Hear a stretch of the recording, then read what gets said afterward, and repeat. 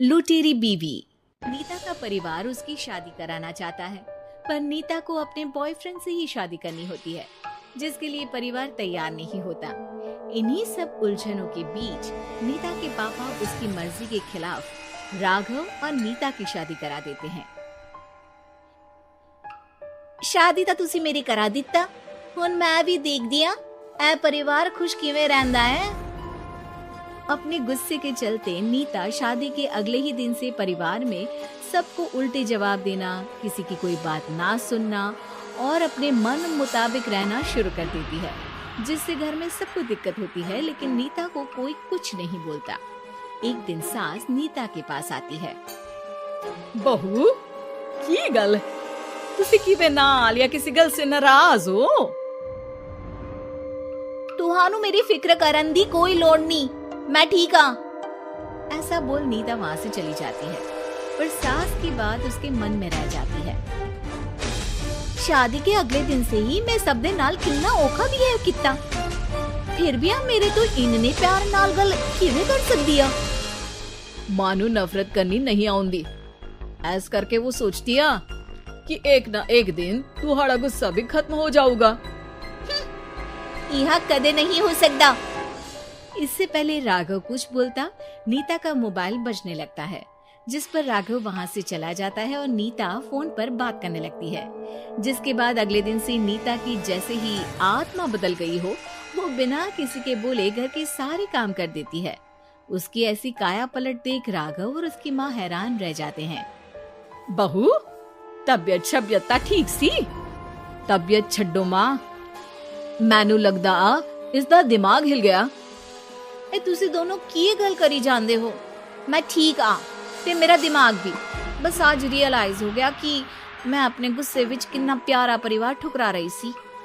नीता की बात सुनकर सब बहुत खुश होते हैं और अब नीता सास की सेवा से लेकर पति की हर बात मानने लगती है, जिसकी वजह से कुछ ही समय में घर की सारी भाग दौड़ उसके हाथों में आ जाती है।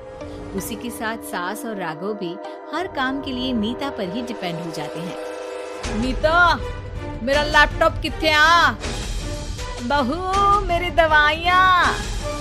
अब नीता अच्छी पत्नी और सर्वगुण संपन्न बहू बन गई होती है और इसी तरह विश्वास जीतते हुए एक दिन तिजोरी की चाबियां भी उसके हाथ में आ जाती है। ऐ हुई ना गल, हुन आएगा जिंदगी विच स्वाद। तिजोरी की चाबियां हाथ में आती ही नीता एक रात सास और पति के सोते ही सारे गहने और कैश लेकर घर छोड़ अपने बॉयफ्रेंड के पास चली जाती है। रवि मैं आ गई, अब सानू कोई अलग नहीं कर सकता। ते वेख मैं सारी ज्वेलरी ते कैश भी साथ ले आई। नीता की ये बात सुनकर रवि खुश हो जाता है और वो दोनों साथ रहने लगते हैं, जिसमें नीता पूरा समय काम करती है तो रवि उसके लाए पैसों पर ऐश करता रहता है। मैं तेरे तो प्यार कर दिया ता करके ससुराल छड़ाई, और एक तू आ जो पैसों दे आगे कुछ भी नहीं देखता। ओ महारानी अपने काम तो काम रख, मेरे ते जुबान लड़ान दी जरूरत नहीं, वरना इस घर तो बाहर कर देना है। ऐ मेरा घरा तेरा ससुराल नहीं, जीवे मन किया रहली इथे रहन लाई, हाथ चला जुबान नहीं। रवि की बातें सुन नीता के सिर पर जैसे आसमान ही टूट जाता है। एक तेरे करके मैंने अपने माँ पियो नाल उस भले चंगे ससुराल नु भी धोखा दिता ते तू छड्ड परे, मेरी ही गलती आ जे अखा उत्ते तेरे प्यार दा पर्दा डाल उस दिन फोन ते तेरी गलना विच आ गई। जे नहीं आउंदी ता आज खुशी नाल उसे ही बैठी होनी सी। ए भाषण उन्ना दियो जिससे इसका फर्क पड़े, मेरे कॉल नौटंकी नहीं। रवि वहाँ से चला जाता है और नीता रोती पछताती वहीं बैठ जाती है। हाय रब्बा, ए मैं की कर दिता, उस घर विच भी वापस नहीं जा सकती। एक ता घर छोड़ा नाल चोरी भी की, कोई मेहर माफ नहीं करूँगा। घर कैसे वापस जाए इसी डर से नीता रवि का घर छोड़ नहीं सकती। इसी तरह दिन बीतते हैं और उन्हीं के साथ हालात बद से बदतर होते जाते हैं। अब रवि पैसों और अपनी मनमानी के लिए नीता के साथ मारपीट भी शुरू कर देता है, जिससे परेशान होकर एक दिन नीता उसे छोड़ अपने ससुराल वापस आ जाती है।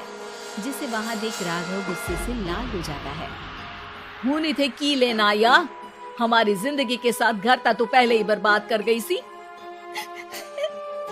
जान दिया, मेरी गलती माफी लायक नहीं। मैं कमली सी उस ढोंगी नु सच्चा प्यार दे, इस सच्चे प्यार नु बोझ समझती बैठी। मैनू माफ कर दो। जे मेरी नूरानी समझ गई या कि उस तो गलती हुई या, फिर किस बात का रूसना मनाना। केड़ी नूरानी रानी बोलन जोगा इसने केड़े झंडे गाड़ दिए।